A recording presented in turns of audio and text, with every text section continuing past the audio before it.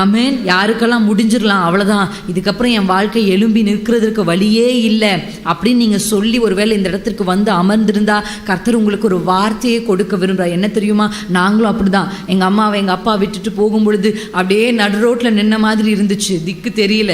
திக்கற்றவர்கள்ன்ற வார்த்தைக்கு English Bible இருக்கு, நான் ஃபாதர்லெஸ்.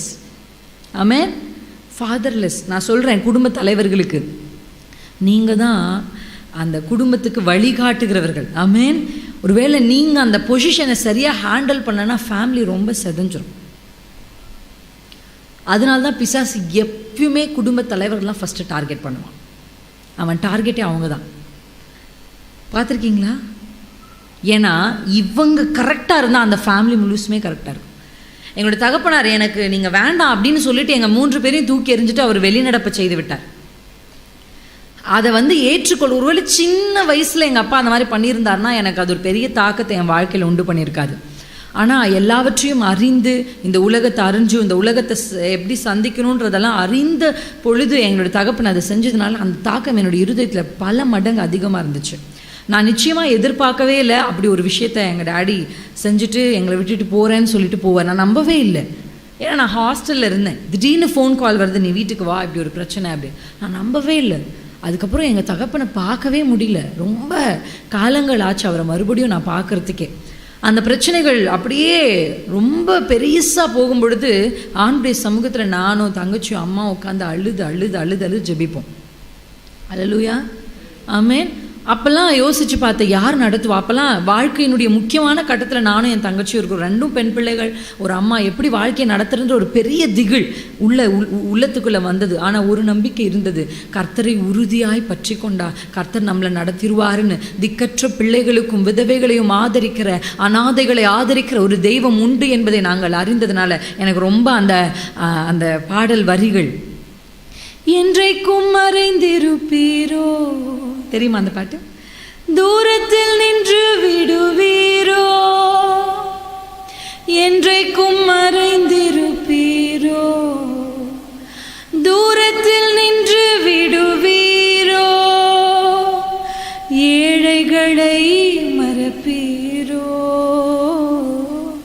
பேதைகளை மறப்பீரோ, இயேசுவே மனமேற. இந்த பாட்டை தான் பாடிக்கிட்டே இருப்போம். ஆமேன். அழுதுகிட்டே பாடுவோம். நீங்கள் தூரத்தில் நின்ற மாட்டீங்களேப்பா. ஏன்னா அந்த சுச்சுவேஷன் எப்படி இருந்ததுன்னா, ஆண்டவர் பக்கத்தில் இருக்கிறத உணர முடியல. ஆமேன். அவர் கூட நிற்கிறார் என்ற ஒரு நம்பிக்கை, அந்த ஃபீலிங் இல்லை. ஆண்டவர் நம்ம கூட தான் இருக்கிறாரு அப்படி இல்லை. ஏன்னா என்னை சுற்றி இருக்கிற எல்லாருமே அப்பா அம்மா எல்லாவற்றோட கம்ஃபர்டபுளாக, என் மாமாக்களுடைய குடும்பம், எங்கள் அத்தைங்க குடும்பம் எல்லாமே நல்லா இருக்கும்போது ஏன் நமக்கு மட்டும்? அவங்க எல்லாரை விட அதிகமாக கர்த்தரை தேடுறது நாங்கள் தான். கர்த்தருடைய சமூகத்துக்கு முக்கியத்துவத்தை கொடுக்கறது நாங்கள் தான். ஆனால் ஏன் ஆண்டவரே? அப்போ தான் இந்த பாட்டை பாடிக்கிட்டே இருப்போம். எங்கள் பாஸ்டர் இந்த பாட்டை அடிக்கடி பாடுவார். பாட ஒரு மூலையில், வாலிபர்கள்லாம் ஃபஸ்ட்டில் உட்காரணும், கீழே தான் உட்காரணும். எங்கள் சர்ச்சில் எல்லாருமே கீழே தான் உட்காந்துருப்போம். அந்த மூலையில் ஃப்ரண்ட் ரோவில் ஒரு ஓரத்தில் நான் உட்காந்துருப்பேன். அப்படியே கூணி குறுகி அழுவேன். ஆண்டவரத்தில் கேட்பேன், எங்களை நீங்கள் மறந்துடாதீங்க ஆண்டவரே, தூரத்தில் இருந்துடாதீங்க ஆண்டவரே. திக்கற்ற பிள்ளைகளுக்கு நீங்கள் தான் தகப்பன் என்று வேதம் சொல்லுதே. என்ன செய்கிறதுனே தெரியலே, வாழ்க்கையின் முக்கியமான கட்டத்தில் இப்படி நடந்துருச்சே அப்படின்னு எல்லாம் கலங்கின நேரத்தில் கர்த்தர் என் பக்கத்தில் என் கையை பிடிச்சிட்டார். ஹல்லேலூயா. அவர் நடத்த ஆரம்பித்தார் பாருங்க, ஆச்சரியம். எங்கள் அப்பா இருந்தால் கூட அப்படி எங்களை நடத்தியிருக்க மாட்டார். எங்கள் அப்பா ஒருவேளை இருந்திருந்தா கூட இன்றைக்கி நான் இப்படி ஊழியக்காரியாக மாறி இருப்பேனான்னு தெரியாது. எங்கள் அப்பா இப்படி இருந்திருந்தா கூட என்னுடைய தங்கச்சி இப்போ வெளிநாட்டில் போய் படித்து வேலை செய்கிற ஒரு உயர் பதவியில் கர்த்தர் அவர் வச்சிருப்பாரான்னு தெரியாது. ஆமேன். ஏன் தெரியுமா? அவரை உறுதியாய் பற்றி கொண்ட மனதை கர்த்தர் என்று எங்களுக்கு கொடுத்தார். என்ன வந்தாலும் எது நடந்தாலும் அப்பாவை பின்பற்றுவோம். அல்லேலூயா. என்னனாலும் வரட்டும், எது வேணாலும் நடக்கட்டும். நம்பினோர் நட்டாற்றில் கைவிட்டாலும், யார் என்ன செய்தாலும், வந்தாலும் போனாலும், ஒரு நம்பிக்கை என்ன தெரியுமா? கர்த்தர் நடத்துவார். இந்த அப்பா பாட்டு எல்லாருக்கும் தெரியும். ஜெமி, லிவி அவர்கள் எல்லாரும் சேர்ந்து அழகாக பாடியிருப்பாங்க. இந்த அப்பா பாட்டு ஹிந்தியில் தான் முதல்ல வந்தது, தெரியும்னு நினைக்கிறேன். அந்த பாட்டு ஃபாதர்ஸ் டே அன்னைக்கு ரிலீஸ் பண்ணாங்க, அந்த பிரிட்ஜ் மியூசிக். அந்த ஃபாதர்ஸ் டேயில் அவங்க ரிலீஸ் பண்ணும்போது நான் ஃபஸ்ட்டு அந்த சாங்கை பார்த்தேன். அந்த சாங் ஹிந்தி, எனக்கு ஹிந்தி கொஞ்சம் கொஞ்சம் தெரியும். But I understood the lyrics. அதை அப்படியே போட்டு வச்சுட்டு கேட்டுக்கிட்டே இருப்பேன், அழுதுகிட்டே இருப்பேன். ஏன் தெரியுமா? எங்கள் அப்பாவை நினச்சில்ல, எங்கள் அப்பாவுடைய பொசிஷனில் ஏசப்பா வந்ததை நினச்சி. ஆமென். ஒரு நாள் என்னுடைய பேனரை வைக்கும் பொழுது எங்கள் அப்பா நின்று அதை அப்படியே வேடிக்கை பார்த்துட்டு இருந்தாருன்னு எங்களுக்கு சொன்னாங்க. ஹல்லேலூயா. நானும் என் கணவர் இருக்க பேனரை வச்சுருந்த போது எங்கள் அப்பா நின்று அதை வேடிக்கை பார்த்துட்டு இருந்தாராம். அவருக்கு தெரியல, அவரை விட ஒரு வல்லமையுள்ள தேவன் இருந்து இந்த பிள்ளைகளை இப்படி உயர்த்துவார். நான் சொல்கிறேன், உங்களுக்கு எந்த நம்பிக்கை, எந்த அஸ்திபாரமும் இல்லை. இந்த இயேசு என்கிற அந்த நாமத்தின் மேலே உங்கள் நம்பிக்கையின் அஸ்திபாரத்தை நீங்கள் கட்டி பாருங்கள். இன்றைக்கி நான் சொல்கிறேன், எழுதி வச்சுக்கோங்க உங்கள் டைரியில். ஒரு 5 வருஷத்துக்குள்ளே, அடுத்த 5 வருஷத்தில் உங்கள் வாழ்க்கை முழுவதுமாய் மாறி என்னை போல் நீங்களும் ஒரு சாட்சியாய் வந்து நிற்பீர்கள். ஏன்னா 5 வருஷம் டைம் கொடுத்தேன் தெரியுமா? அந்த உறுதிக்கான நேரம். ஆமென். அந்த ஃபவுண்டேஷன் போடுறதுக்கு கொஞ்சம் காலம் ஆகும். ஆமென். இந்த ஃபவுண்டேஷன் நீங்கள் உறுதியாக கர்த்தரின் மேலே திட்ட நம்பிக்கையோடு நீங்கள் போட்டு பாருங்கள், நிச்சயம் கர்த்தர் உங்களை நடத்துவார். எங்களை நடத்தினார், அப்படி தான் நடத்தினார். எண்ணி கூட பார்க்கல. தாய் தகப்பன் இருந்து, சொத்து சம்பத்துகள் இருந்து, பணம் இருந்து, எல்லாமே இருக்கிற பிள்ளைகளுடைய உயர்வுகளை விட இன்றைக்கு கர்த்தர் எங்களை உயர்த்தி வச்சிருக்கிறார். அந்த பிள்ளைகள் எட்டாத உயரத்தை இன்றைக்கு என் தங்கச்சி எட்டி பிடிச்சிருக்கா. ஆமே. அவள் வெளிநாட்டுக்காக அவளே தான் தனியாக பிரயாசப்பட்டா, ஒருத்தரும் உதவி செய்யலை. எனக்கும் அதை பற்றி அவ்வளோ நாலேஜ் இல்லை. அவளை ஜஸ்ட் மோட்டிவேட் பண்ண, அவ்வளோதான். அவளே அதுக்காக பிரயாசப்பட்டா, அவளே அதுக்காக ஒர்க் பண்ணா. இந்த ஐஎல்ஸ்னு ஒரு எக்ஸாம் இருக்கும், அந்த எக்ஸாமெல்லாம் ஃபஸ்ட் அட்டெம்ப்டில் கிளியர் பண்ணுறது ரொம்ப கஷ்டம். அதுக்காக எத்தனையோ கோர்சஸ் போய் படித்து கிளியர் பண்ணுவாங்க. அவள் எந்த கோச்சிங் கிளாஸும் போகல. She is not that great at English also. நாங்கள் இருந்தது ஒரு வாணியம்பாடி. மீன் அங்கேருந்த ஒரு ஊரில் ஒரு சின்ன இங்கிலீஷ், எங்களுக்கு தெரிஞ்ச ஒரு பேசிக் இங்கிலீஷ் தான். ஆனால் கர்த்தர் அவளுக்கு ஃபஸ்ட் அட்டெம்ப்ட்லேயே அதை கிளியர் பண்ண கர்த்தர் உதவி செய்கிறார். ஹல்லேலூயா.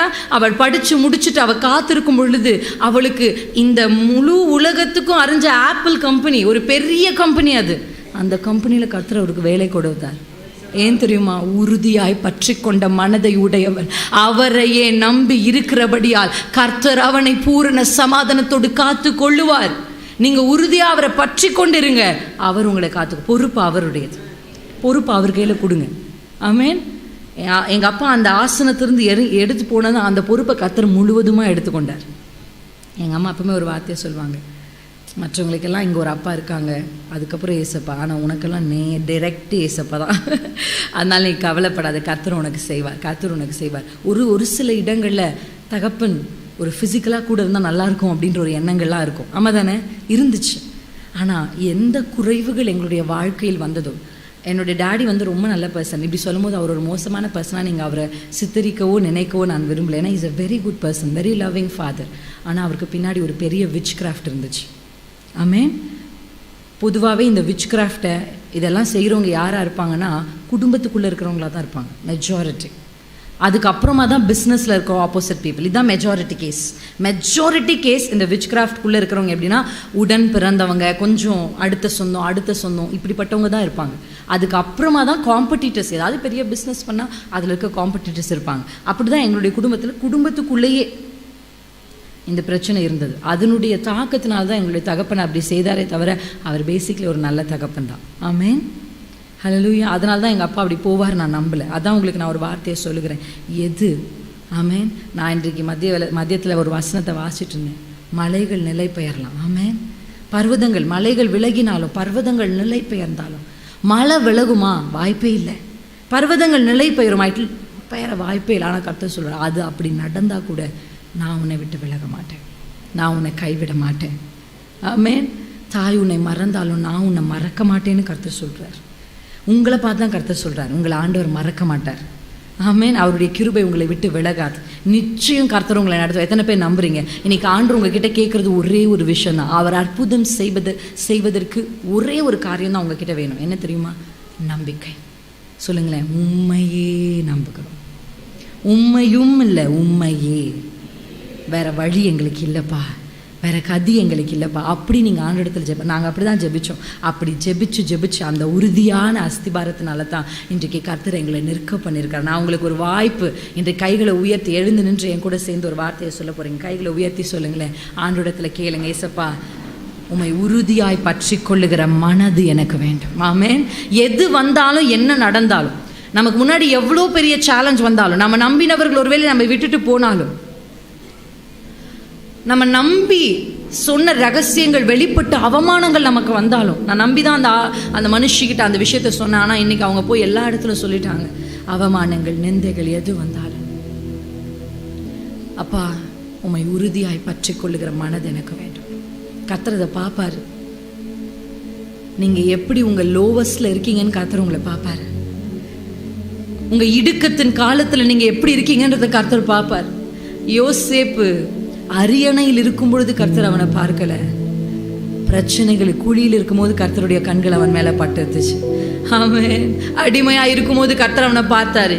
குழியில் இருந்தாலும், அடிமையா இருந்தாலும், சிறையில் இருந்தாலும் அவன் நம்பிக்கை உறுதியாய் கர்த்தரின் மேல் இருந்ததினால தான் கர்த்தர் அவனை உயர்த்தி அழகு பார்த்தார். இன்றைக்கு உங்களிடத்துல கர்த்தர் கேட்கிறார், இன்னைக்கு தான் ஒருவேளை நீங்க ஆலயத்துக்கு வந்திருக்கலாம், இயேசுவை பற்றி எனக்கு பெருசா ஒண்ணுமே தெரியாது அப்படின்னு நீங்க ஒருவேளை இருக்கலாம். வாலிப பிள்ளைகளை உங்க வாய்களை திறந்து சொல்லுங்கப்பா, என் வாழ்க்கையில எது வந்தாலும் நான் உம்மை நம்பணும். புதிதாய் வந்திருக்கிறவங்க சொல்லுங்க, இயேசுவே நான் உம்மை நம்புகிறேன், உம்மை நம்புகிறேன், உம்மை நம்புகிறேன், உம்மை நம்புகிறேன், உம்மை உறுதியா பிடிக்கிறேன்ப்பா.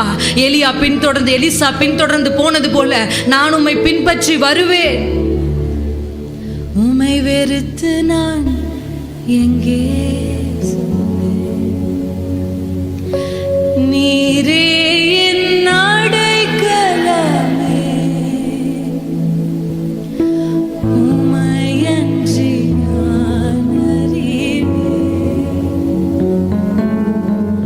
நானே உம் பிள்ளை என்று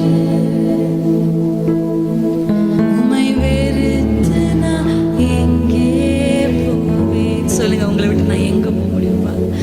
நீரே என் அடைக்கலமே, இதுவரை நான் அறியேன். நீங்க இயேசுப்பாவோட பிள்ளை தாங்க.